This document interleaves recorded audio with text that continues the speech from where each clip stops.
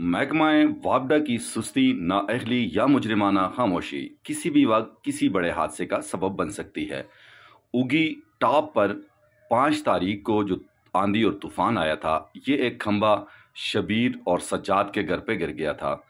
इत्तफाक से या खुशकिस्मती से उस वक्त लाइट नहीं थी, इसलिए किसी बड़े हादसे से बच गए।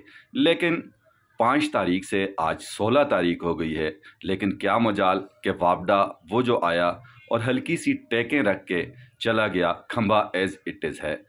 इलाका मकीन इंतहाई परेशान और मुस्तरब, क्योंकि छोटे छोटे बच्चे हैं और यहाँ पूरी आबादी है।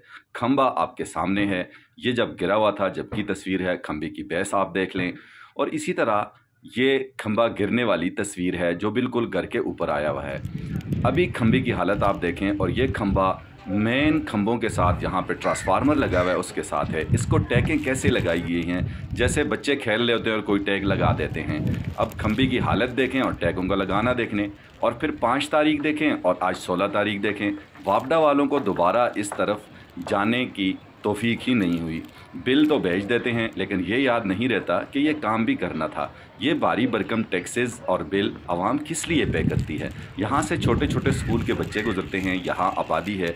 खुदा न खास्ता अगर कोई बड़ा हादसा हो गया तो इसका ज़िम्मेदार वापडा होगा। असिस्टेंट कमिश्नर उगी फ़हद ज़िया से गुजारिश है कि वापडा का किबला दुरुस्त किया जाए। अहलियान इलाका से आज न्यूज़ से बात करते हुए कहा कि अब की बार वापडा पे हम FIR कराएंगे और ज़िम्मेदार यही होंगे।